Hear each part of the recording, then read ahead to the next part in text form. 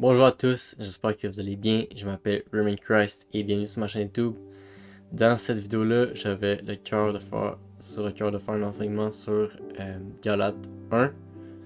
Alors, le livre de Galates, c'est vraiment un bon livre, puis je vous recommande vraiment de prendre le temps de déguster, comme on dit.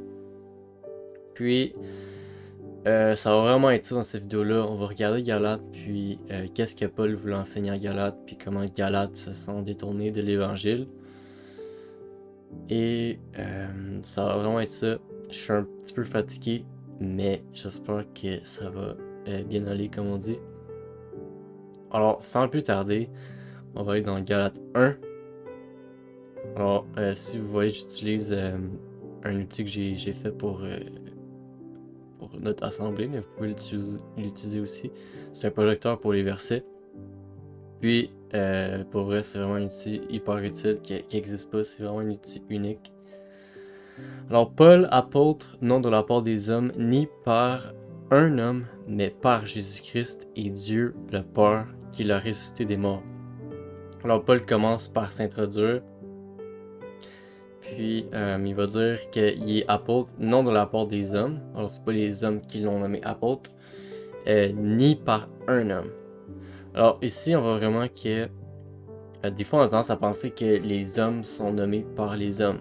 Alors, la religion va nous enseigner que, ok, toi, t'as telle fonction parce que on t'a nommé cette fonction-là. Alors, on a comme cette hiérarchie, cette façon de faire des hommes-là, qui vient un peu du monde, en fait. C'est quand on est dans une compagnie, on travaille, on est habitué de se faire donner des postes, ce qui est pas mauvais en soi, mais quand ça vient de servir Dieu, on voit vraiment que c'est le Seigneur qui vient choisir ses serviteurs. Puis il va dire, mais par Jésus-Christ et Dieu le Père, qui l'a ressuscité des morts. Alors il dit clairement que c'est Jésus-Christ qui l'a nommé apôtre. Puis on va le voir aussi quand il va dire j'ai reçu par révélation. Clairement, Paul a vu Jésus-Christ devant lui. Puis il y a eu toutes ces révélations-là qui nous enseignent. Et tous les frères qui sont avec moi aux églises de Galatie. Alors il va vraiment s'adresser aux Galates. Puis la Galatie c'est sur le territoire de la Turquie aujourd'hui. Puis c'est au nord-ouest de la Syrie. Puis c'est au nord de Israël. Alors, ça vous donne un petit peu de contexte sur où se trouvait la Galatie. Que la grâce et la paix vous soient données de la part de Dieu le Père et de notre Seigneur Jésus-Christ. Donc ça, c'est les salutations, c'est l'introduction de la lettre de Paul aux Galates, qui s'est donné lui-même pour nos péchés afin de nous arracher du présent siècle mauvais, selon la volonté de notre Dieu et Père. Qui soit la gloire au siècle des siècles. Amen. Cette phrase-là était comme un peu bizarre, mais qui. Je m'étonne que vous vous détourniez si promptement de celui qui vous a appelé par la grâce de Christ pour passer à un autre évangile. Alors, on rentre vraiment dans le thème de Galates ici. Puis, c'est vraiment ça, c'est le danger de tout chrétien, c'est de se détourner de l'évangile. On va même parler de la simplicité de l'évangile. Comme quoi, dès qu'on se détourne du sang de Jésus-Christ, puis on s'en va à la loi, on essaie de se justifier par la loi, ou on essaie de se justifier par nos actions, ben on tombe directement dans un faux évangile. Puis on va même dire que je m'étonne que vous détourniez si promptement. Alors on voit ici que c'est facile de se détourner de l'évangile, puis c'est ça le danger en fait. Ça se fait promptement, puis ça, c'est là que c'est important d'être enraciné dans la parole, puis d'avoir cette foi ferme. Parce qu'on va voir que l'évangile, c'est un scandale pour le monde entier. Alors, le fait que Jésus-Christ soit mort pour nos péchés, les gens, ça fait pas de sens pour eux. Puis, clairement que Dieu a fait ça pour... On va voir quand Paul dit Dieu anéantit la sagesse des sages. C'est vraiment ça, c'est que Dieu, il cherche pas l'intelligence de l'homme, il cherche pas la connaissance de l'homme, il cherche le cœur de l'homme. Puis, tout son plan, quand je me rappelle quand j'étais pas chrétien, j'étais dans le monde, puis je vivais par la vanité. Et moi, Jésus-Christ, pour moi, ça faisait aucun sens. La religion, ça faisait aucun sens. Puis quand je voyais la croix avec Jésus-Christ dessus, j'étais comme, pourquoi un prophète, supposément de Dieu, s'est fait crucifier puis ressusciter des morts? Vous comprenez? Ça faisait pas de sens pour moi. Puis c'est vraiment ça, c'est que Dieu, il a pas fait en sorte qu'on se glorifie de la connaissance qu'on a de la religion ou de Dieu. Il a fait en sorte que tout ça, c'est une folie pour ceux qui périssent, mais c'est une puissance de Dieu pour ceux qui sont sauvés. Puis c'est vraiment ça. D'où le fait que c'est facile de se détourner de ça, puis le monde aime pas l'évangile parce que c'est un scandale. Puis, il va dire de celui qui vous a appelé par la grâce de Christ pour passer à un autre évangile. Il va dire non pas qu'il y ait un autre évangile, mais il y a des gens qui vous troublent et qui veulent renverser l'évangile de Christ. Alors il spécifie clairement ici qu'il n'y a pas d'autre évangile, puis mais qu'il y a des gens qui vous troublent et qui veulent renverser l'évangile de Christ. Puis ça, c'est encore valable aujourd'hui, on le voit encore fréquemment. C'est que il y a d'autres religions qui vont sortir de nulle part, puis ils vont carrément tout renier la justification à travers le sacrifice de Jésus-Christ, vont renier le sacrifice de Jésus-Christ, vont renier la résurrection. Ça, c'est toutes des religions antichrist en fait, qui viennent pas de Dieu, mais qui viennent du diable. Puis c'est vraiment ça. Puis c'est vraiment important de pas se conformer au monde parce que le monde veut pas. Pour le monde, Jésus-Christ, c'est pas quelque chose d'attirant parce que les chrétiens, ils cherchent pas leur propre gloire, mais ils cherchent la gloire de Dieu seul. Puis ça, c'est une des seules. Les disciples de Jésus-Christ, c'est les seuls dans le monde qui cherchent pas la gloire de eux-mêmes. C'est ça qui est spécial, c'est là qu'on parle de la mort à soi. L'évangile de Jésus-Christ. Pour rappel, l'évangile c'est 1 Corinthiens 15, 1 à 4. Je vous rappelle, frère, comme je vous l'ai annoncé, que Jésus-Christ est mort pour nos péchés. Je vais aller vous le chercher. Faut pas dire n'importe quoi. Je vous rappelle, frère, l'évangile que je vous ai annoncé, que vous avez reçu, dans lequel vous avez persévéré et par lequel vous êtes sauvés. Si vous le retenez tel que je vous l'ai annoncé, autrement vous auriez cru en vain. Je vous ai enseigné avant tout, comme je l'avais reçu, que Christ est mort pour nos péchés, selon les Écritures, qu'il a été enseveli et qu'il est ressuscité le troisième jour, selon les Écritures. Puis c'est vraiment ça, c'est le même évangile que Paul annonçait dans 1 Corinthiens 15, puis quand il parle d'évangile, c'est vraiment ça ici. Puis,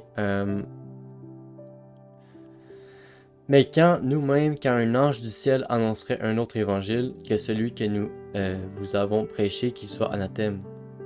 Alors ici, il vient clairement dire que même s'il y a un ange du ciel qui vient annoncer un autre évangile, qu'il soit anathème. Puis anathème, ça veut dire qu'il soit sorti de l'église, que sa doctrine soit carrément une hérésie en fait. Pour pas comme corrompre les autres. Puis ça, c'est clairement un avertissement du Saint-Esprit ici, parce qu'on va clairement voir quelques centaines d'années plus tard une religion qui va sortir à travers un ange. Alors il y a un ange qui a forcé une personne à écrire un livre. Puis c'est ça qui arrive, c'est que le danger, c'est que l'homme peut facilement se faire séduire, puis il faut être sur nos gardes. Alors, quand on vit dans le monde, on pense que, ok, il y a juste le monde physique, puis il n'y a rien d'autre, mais la Bible nous enseigne qu'il y a un monde spirituel par-dessus nous. Puis il y a clairement des entités qui cherchent vraiment notre mal. Alors la meilleure façon, vous pouvez le voir, c'est imaginez-vous, vous jouez un jeu, un first-person shooter, puis il y a des personnes qui ont perdu la partie, puis ils disent à leur allié dans l'appel, il est rendu là, va le prendre sur le coin, vous comprenez? C'est le meilleur exemple que j'aime donner, c'est vraiment ça, c'est que le diable a déjà perdu la vie, puis il n'y a rien à perdre en fait. Nous l'avons dit précédemment et je le répète à cette heure, si quelqu'un vous annonce un autre évangile que celui que vous avez reçu, qu'il soit anathème. Alors on voit le rappel ici, on voit la sévérité de ce qu'il va dire. Et maintenant, est-ce la faveur des hommes que je désire ou celle de Dieu? Est-ce que je cherche à plaire aux hommes? Si je plaisais encore aux hommes, je ne serais pas serviteur de Christ. Alors il vient vraiment rappeler que ce que les hommes ils préfèrent, c'est pas vraiment ce que Dieu veut. Parce que les hommes, eux, ils vont dire si si tu pêches, c'est pas grave. Si tu bois de l'alcool, c'est pas grave. Si tu fumes de la drogue, c'est pas grave. T'sais, tant que tu fais ce que tu désires. Mais c'est ça, ce que les hommes vont te dire de faire, ça va te mener à la mort la plupart du temps. Tandis que ce que Dieu veut pour toi, c'est que tu t'éloignes de ces choses-là pour ton bien, en fait. Puis clairement que l'évangile, c'est quelque chose qui attire pas la faveur des hommes. Puis il va dire clairement que je veux pas plaire aux hommes, moi je veux plaire à Dieu.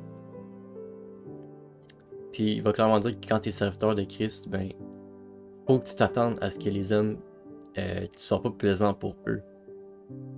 Pas que tu cherches à les déplaire, mais c'est parce que tu vois plus loin que eux, sans nous en orgueillir. Quand le Seigneur te prend pour le servir, le Seigneur te montre spirituellement des centaines d'années en avant, vous comprenez? Il vous montre exactement c'est quoi, probablement pourquoi on est sur Terre, puis qu'est-ce qu'il y a après la mort en fait.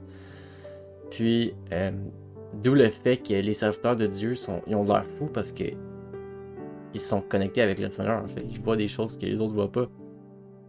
Je vous déclare, frère, que l'évangile qui a été annoncé par moi n'est pas de l'homme. Puis là, ça c'est vraiment important parce que Paul, il est vraiment bizarre dans la Bible parce qu'il enseigne quelque chose de nouveau. Alors,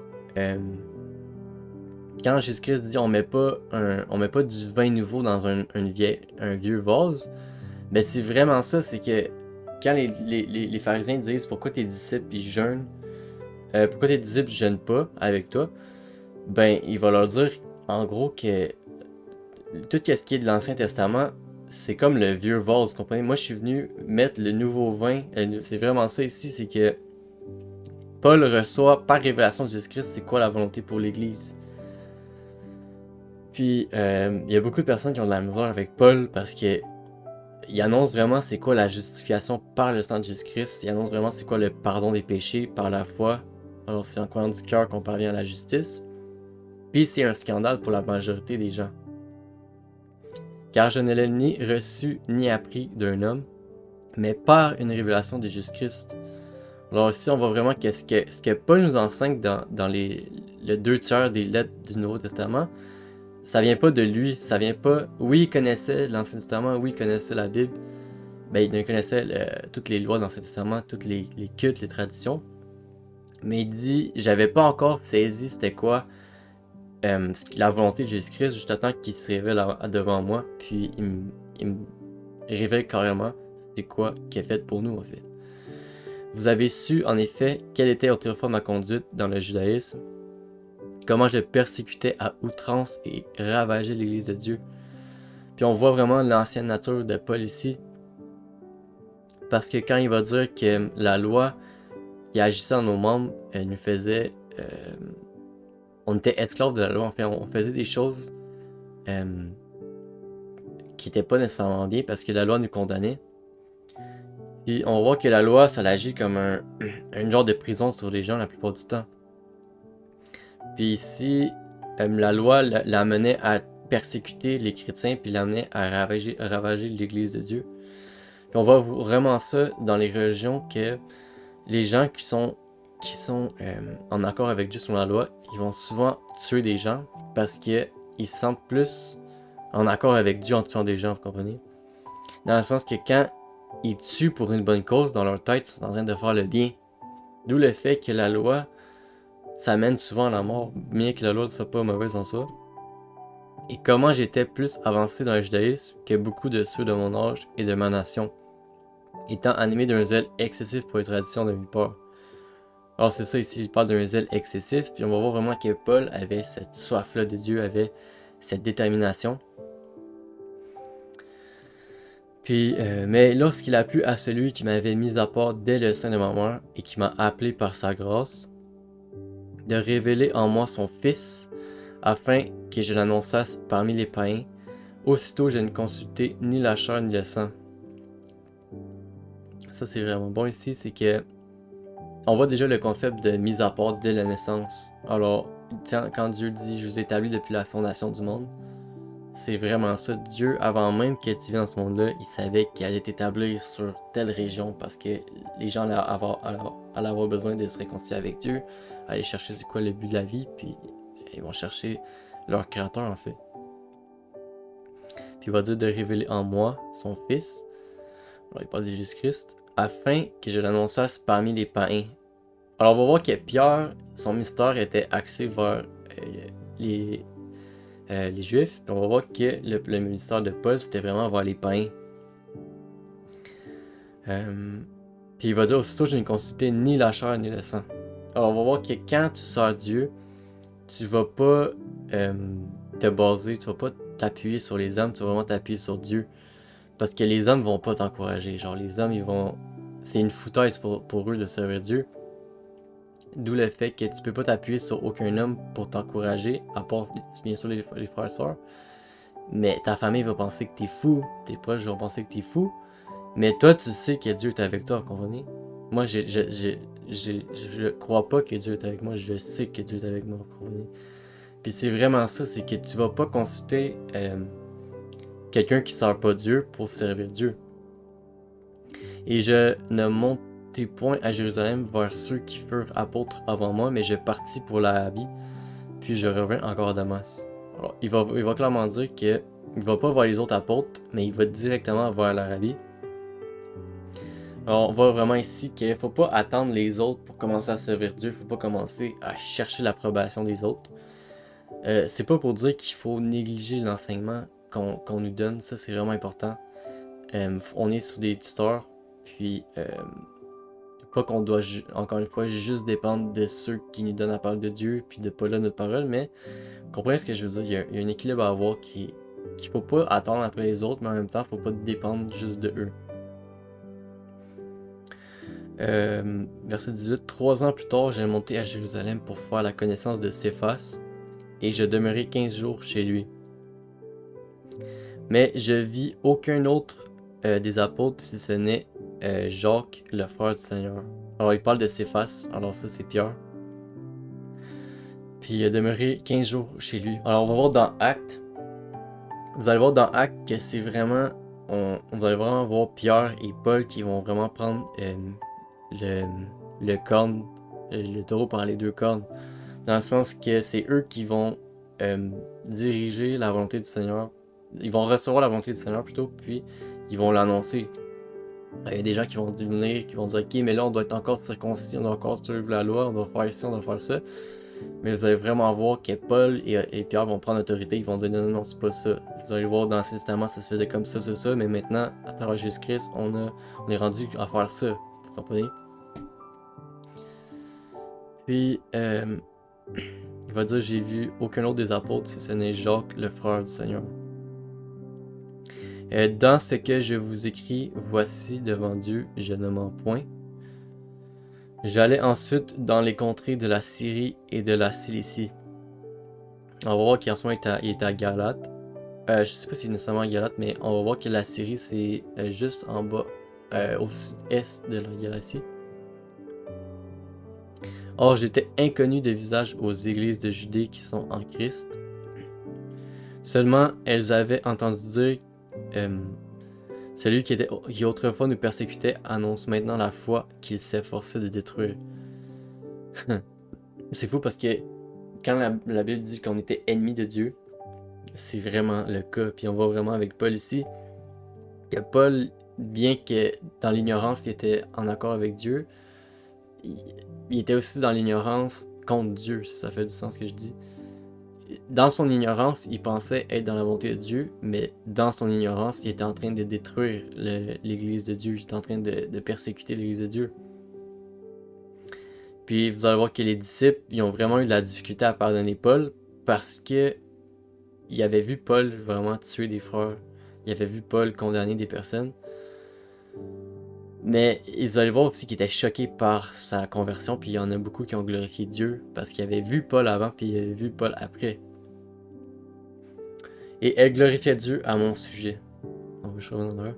Annonce maintenant la foi qu'il s'efforçait alors de détruire, et elle glorifiait Dieu à mon sujet. C'est vraiment ça ici. C'est qui elle? C'est ça, les églises, ça c'est elle. Glorifiait Dieu à mon sujet. Alors c'est ça que je disais, les églises glorifiaient Dieu à propos de Paul parce que nécessairement quand tu vois quelqu'un qui est dans les ténèbres, quelqu'un qui tue du monde, quelqu'un qui était loin de Dieu, puis il se convertit à Jésus-Christ, tu peux juste glorifier Dieu en fait. C'est tellement glorieux, c'est tellement magnifique. Alors, je viens de voir que ça fait le tour de Galates 1. Alors, c'est vraiment ça dans Galates 1, c'est que c'est dans le début de l'Église, on va voir que la doctrine était énormément combattue. Alors, même aujourd'hui, mais au début, vous allez voir qu'il y a énormément euh, de choses qui vont rentrer dans l'Église. Les gens sont pas sûrs. On va voir dans Actes, ok, mais on doit-tu se faire baptiser? On doit-tu faire ci? On doit-tu faire ça? On baptise-tu au nom du Père, du Fils et de Saint-Esprit? On baptise-tu au nom de Jésus-Christ? Est-ce qu'on doit parler en langue pour confesser qu'on est vraiment sauvé? Vous comprenez? C'est toutes des questions que les gens vont avoir. Puis, nécessairement, c'est les premières années après la résurrection de Jésus-Christ. Alors, c'est normal que toutes ces choses-là soient amenées. Puis, on va voir vraiment que l'évangile, c'était un scandale. Puis, on le voit encore aujourd'hui. C'est pas quelque chose de nouveau. Puis, c'est vraiment ça. C'est de voir que faut tenir ferme dans l'évangile. Faut tenir ferme dans 1 Corinthiens 15, 1 à 4. Que Jésus-Christ est mort pour nos péchés. Puis même si les autres rejettent l'évangile parce qu'ils disent que la grâce c'est une foutaise, qu'ils disent que si tu pêches encore, ça veut dire que t'es pas sauvé, si je peux aller tuer du monde si je veux. Il va dire que la condamnation de ces gens-là est juste, on va le voir dans un autre passage. C'est pas parce que les autres ils veulent utiliser la grâce pour pécher que la grâce c'est pas valide. Je sais pas si vous comprenez ce que je veux dire. C'est pas parce que des gens vont utiliser la grâce et l'évangile pour pécher encore plus, qui vont carrément renverser l'évangile, que l'évangile est plus valide. Alors, faut tenir ferme sur ça. Puis, faut pas être surpris que c'est un scandale, évidemment. Alors, je pense que ça fait le tour de Galates 1. Je sais pas si je vais aborder Galates 2, peut-être demain ou j'espère dans la prochaine vidéo. Mais sinon, inquiétez-vous pas, je vais l'aborder un jour ou l'autre. Alors, bon restant de journée à vous. Continuez dans votre marche avec le Seigneur. Si vous n'êtes pas en marche avec le Seigneur, je vous encourage à le faire. Et Amen.